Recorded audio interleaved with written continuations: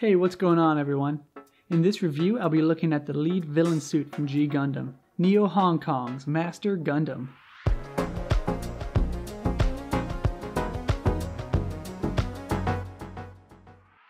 As usual, I'll be reviewing this mobile fighter in 4 categories: the build, the appearance, the articulation, and the gimmicks. I'll be giving each a score from 1 to 5, so at the end I can tally it all up for an average score. Hopefully I can help you decide if you should pick up this Master Grade.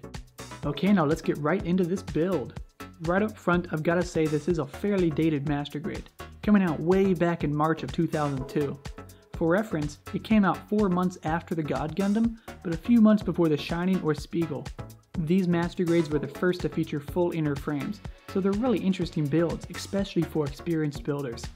Having said that, these inner frames do show their age quite a bit. They use screws at almost every joint, and they aren't as detailed as newer kits. I doubt I'd ever want to display this kit without his armor on. The rest of this build was really solid though. There was good part separation and no real need for paint. I mean, these yellow dashes on the wings are stickers, but they look good enough for me to forego painting. On top of that, because of how dark these colors are, outside of this black line on the shoulders, most detailing is kind of pointless. I mean, I painted a couple of these black circles around the kit, and honestly, unless you're looking at them up close, I doubt you'll notice them. Same goes for the panel lining. Outside of the wings, face, and chest vents, I doubt skipping panel lining would really affect your build too much. Black ink on purple pieces really doesn't stand out. All in all, if you don't like painting or panel lining, then this might be the kit for you. Having said that, this dark color scheme does have a downside.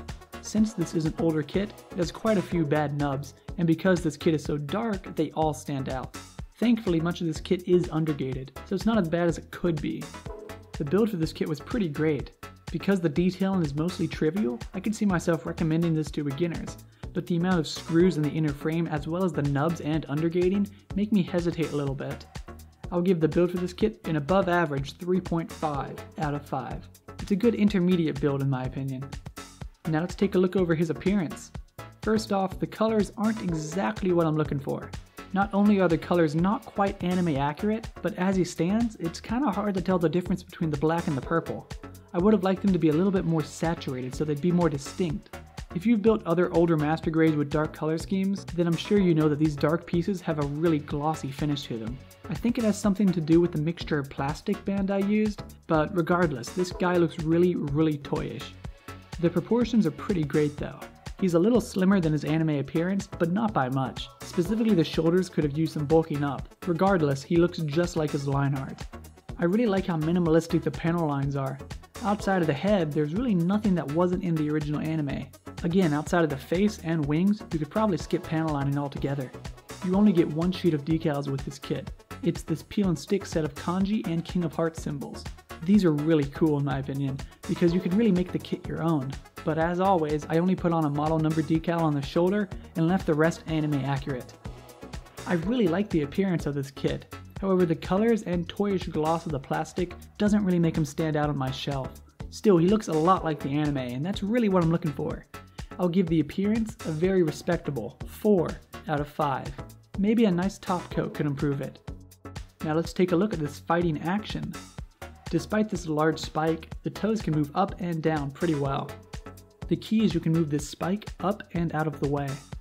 The feet also feature rubber soles for grip, so he can always find footing. The ankles are on a single, off-center ball joint, so you're not really going to get too much out of it. On a side note, these ankle guards are extremely loose, so you really have to be careful of them popping up. You get a pretty solid 180-degree bend from the knee. This is actually really phenomenal for its time period. The hips are the old-style ball and socket, so you get good kicks, but limited splits and twists. Thankfully, the skirts are all independent, so they never really get in the way. The chest is on a pretty unrestricted ball joint, so you can tilt and spin him, but nothing too complicated. You can push the chest inwards a little bit, so it doesn't get in the way of his arms. The shoulders feature a pop-out that is so great, Bandai actually encourages you to do his iconic arms crossed pose by giving you a dedicated set of hands. You get the usual 360-degree spin from the top of the arms, as well as what would be a 135-degree bend from the elbow if it wasn't for the shoulders. Like the other G Gundam Master Grades, you get a set of interchangeable rubber hands. Each one serves a specific purpose, but I'll get to that in the next part. The head is on a forwards and backwards hinge and a ball joint, so you get good tilts forwards and backwards, but you're pretty limited side to side. Now onto these wing binders. They're all hinges, so you get good movement side to side and up and down. Unfortunately, they don't have anything else going on. They don't even open up. They also pose a bit of a weight issue. It's nothing crazy, but just enough for you to be wary of. While using screws is a major negative during the build, when it comes to the articulation, it's actually a real positive. This guy will hold any pose you put him in, and thanks to his inner frame, he can hit tons of cool poses. I'll give the articulation for this kit another 4 out of 5. He's a lot of fun to just have on your desk and mess around with every now and again. And finally, let's look at these gimmicks. Despite this mobile fighter not really having a large arsenal, Bandai still included a ton of gimmicks. First off is his iconic darkness finger. They aren't exactly the right color, but they stand out compared to the rest of the suit, and they have a nice transparency to them. You also get a dedicated front-facing hand, which is a nice touch. Bandai also decided to go above and beyond with this gimmick, and provide a front-facing hand for the Master Grade God Gundam as well. So if you have both, you can have them facing off. The only actual weapon you get with this kit is his Master Cloth. Thankfully you get a dedicated hand for it, so he can hold it up no problem. It doesn't have any articulation though, but you know, it still looks pretty cool. As far as the gimmicks of the actual suit, you only get one, and that's the Near Crusher. His arms can actually extend just like in the anime. Despite there being no locking mechanism, they stay in place pretty well. There's a dedicated set of hands for this gimmick as well. You also get a set of wires for his Distant Crusher.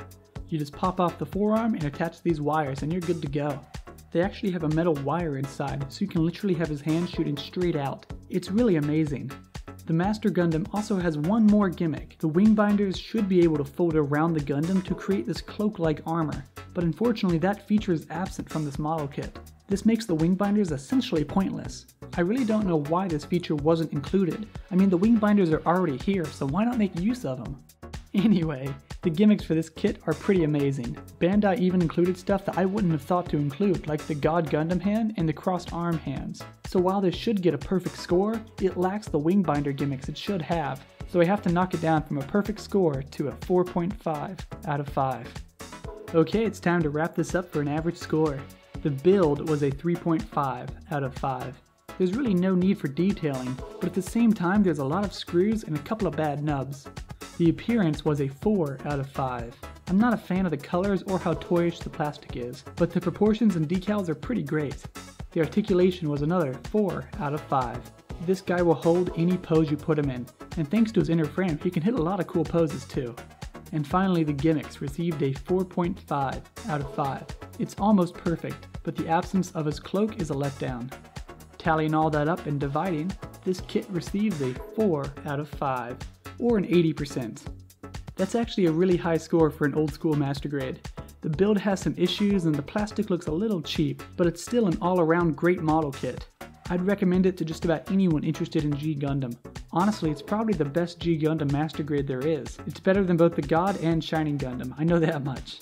Alright, thanks for watching. Feel free to leave any questions you have about this kit in the comments, and I'm more than happy to get back to you. You can also recommend more kits for me to review. See you next time.